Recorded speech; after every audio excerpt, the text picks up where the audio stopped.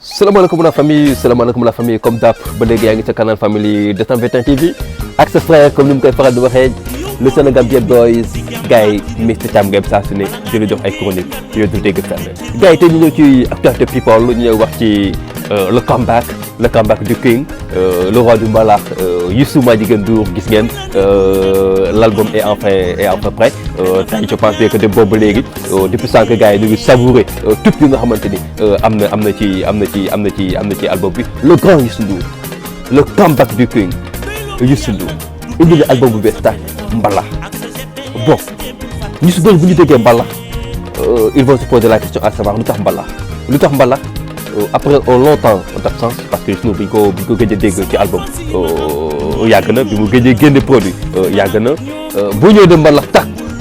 pour man c'est la fin de la récréation parce que mbalax ëmp na lu bëri déjà boo gisee pochette bi rek pochette album bi yaa ngi gis ay guitare yaa ngi gis ay instruments yi nga xamante ni mooy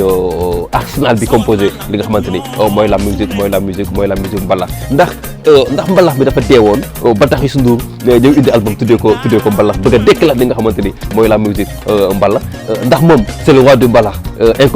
incontournable comme ni ñu koy faral di waxee ba tax mu toogoon mayoon gars yi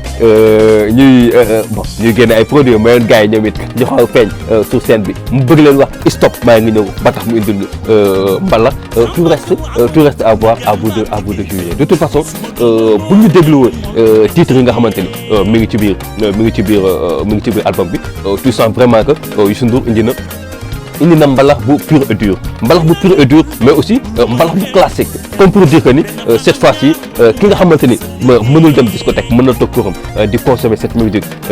bien bon ni mu ko sentiré ki nga xamante ni tamit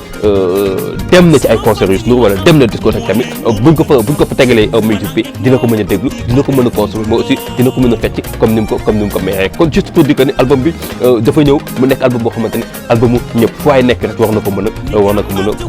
a consommer mais mu am beneen aspect boo xamante ni peut-être marqué na ma ci li nga xamante ni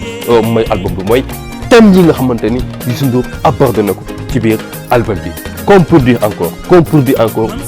il a joint l'utile à l'agréable mbalax la ñu indil mbalax bi nga xamante ni moom la ñu tàmm gis ci Youssou Ndour mbalax bi nga xamante ni mooy suñu cosaan mbalax bi nga xamante ni peut-être moom moo ko may lépp mais mu bañ a yem rek ci rythme mais mu indil ñu li nga xamante ni c'est des thèmes vraiment important parce que boo xoolee ay titres yu mel ni mool je pense que gars yi dégg nañ ko gàgganti je pense que gars yi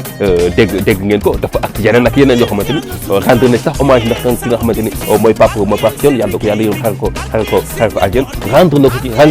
ko ci hommage comme juste pour dire que ni gars yi au premier dégg-dégg bi ngay njëkk am ci boo diggee mbalax rek yow li ngay jàpp nekk rek mooy sabab bu sax peut-être la ñuy sunu